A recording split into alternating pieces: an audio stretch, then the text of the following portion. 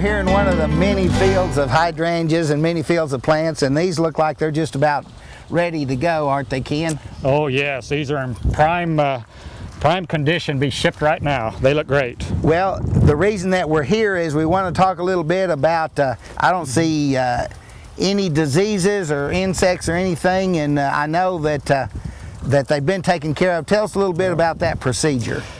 Well, Roger, as a rule, the common homeowner, has problems with pests at times, whether it's diseases, whether it's insects, or whatever kind of pest you may have. And what we do here on the nursery, we have people that are trained to be able to identify problems when they initially appear, whether it's an insect or whether it's disease.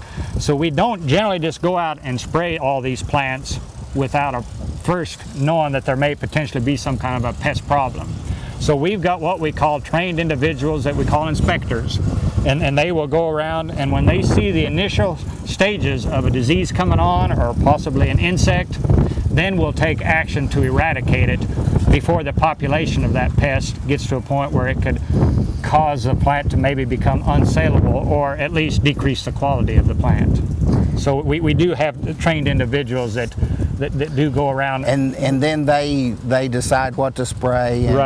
Well, we have a supervisor that's in charge of our pests then, and when his inspectors come out here and see a problem, they will notify him.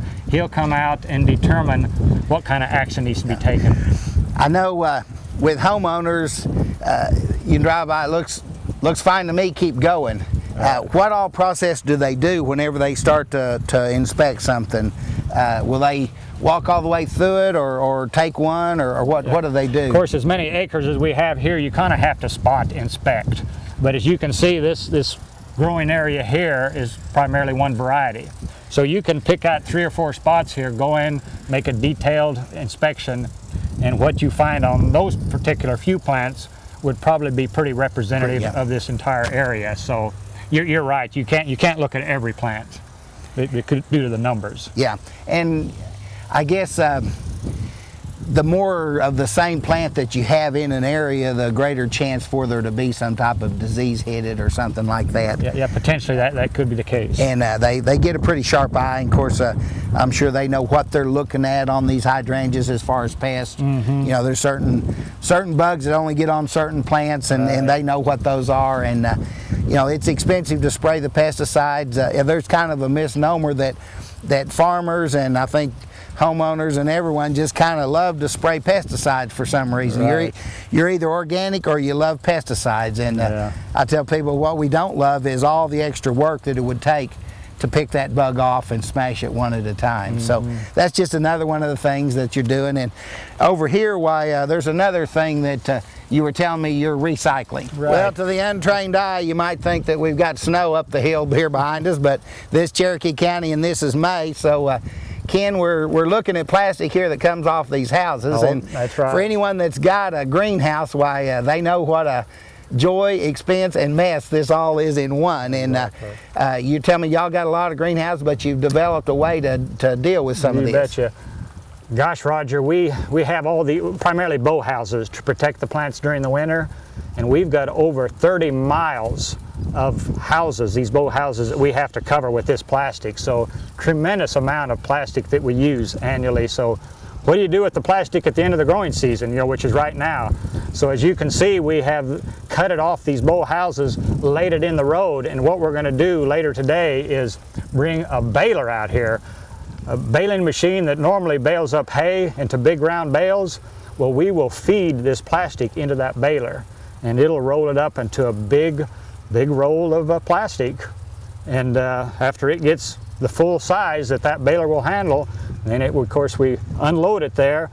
We'll come down with trucks usually and loaders, load up the big bale of plastic, take it down to a certain area and collect a bunch of bales of plastic, and then we will contact people that are involved in recycling plastic, and we go ahead and sell it to them. So that's right, we utilize this, and to be environmentally friendly, we don't want to burn the stuff, Yeah. of course, so it's recycled, it's reused. Yeah, I guess other than that, that would be your only thing, would be to just burn it. Yeah, and, I mean, that's quite a not deal. So desirable. So that's an effort and expense, because it would be easier to burn it, but that you know, we're showing environmentally friendly things, and this is just another one of them. It's an extra expense going to all the work, you know, managing it like that. But as long as we've got companies now that are involved in recycling, you know, whether it's plastic, tires, or whatever, it's good for our environment. Don't tell when we'll see this plastic again, or what it'll be. Maybe in the form of a tire. Huh? Yeah. Okay. That's right. Well, we're going to go look at some more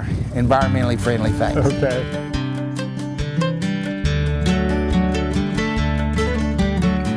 Well, when you talk about the best of both worlds here, well, we've got it, Ken. We've got the old wooden ditches there, and then the concrete behind it.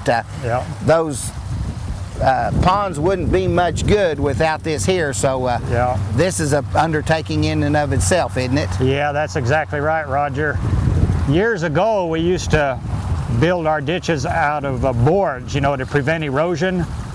Well, boy, the boards nowadays, with the treatment that they get, they rot in a relatively short period of time. And as you can see, the boards in this ditch have really deteriorated. And once they rot, you got a lot of sediment going down. A lot of erosion that takes place. So what we started doing in the last few years, rather than using board ditches, we've gone to concrete ditches. So as you can see, the bow houses here, we've got many miles worth of bow houses. We also have many miles worth of concrete ditches that we have constructed.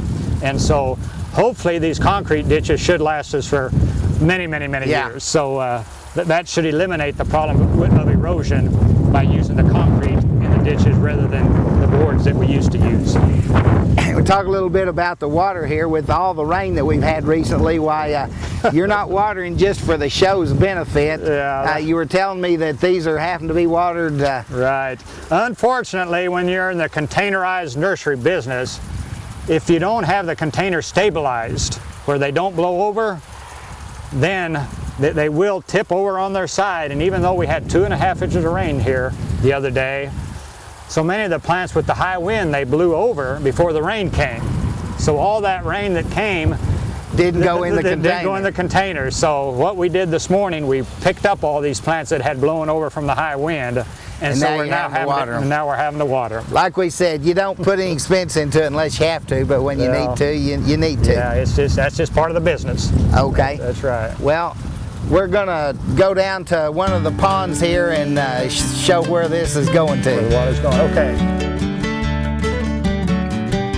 Well, Ken, we're down here close to headquarters, and that water that we were looking at up there, it comes down here through a various number of ditches and ends up in this pond. And you're telling me something about this pond and this garden and some of that? Right. Yeah, you're right. The drainage comes down that concrete ditch. It'll go into this containment basin again, and we call this the front gate, you know, recycle basin, containment basin. And we actually have a rock here, a memorial rock that we have put up in memory of our founders, you know, Harold and Rebecca Nickel.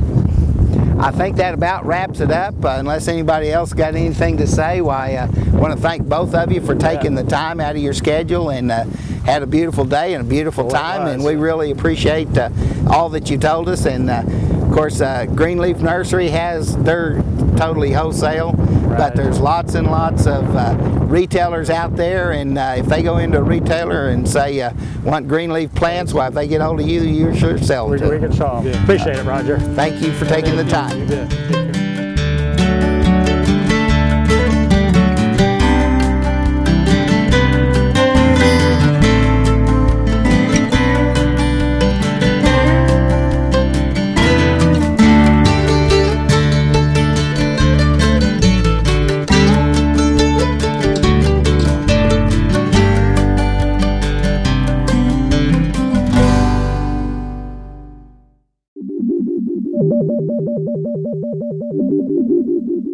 Okay. I don't want to look. One of these days, Roger. One of these days. Pow! Right in the kiss. To the moon. Is that, yeah, to the moon. Little Jackie Gleason, huh? Yeah. Hey. Norton. Norton. Norton. Okay, stick them in your ear where you can't hear us, and let's go. Hey, can you make me look a little slimmer? Yeah, sure. 50 bucks. Cash. Say you like OU. Cash. Yeah. All right, go ahead. He's an Lisa. OU fan. Well, we got y'all flustered now? No? Go ahead. We're going to work extra time tonight. After everybody else goes home, we'll still be out here doing They're going to look like I only got one shirt. Yeah, yeah. I'd like to have a change of clothes. Yeah. Can we go change clothes? Yeah. No. Hey, let's switch Yeah, clothes. yeah, yeah. Can you switch clothes with me? You want to wear an Aerosmith t-shirt? Why not? Rock on. All right. Would you wear an OU t-shirt? No. You wouldn't stoop that low, would you? No, not Oh, I smell outtakes here.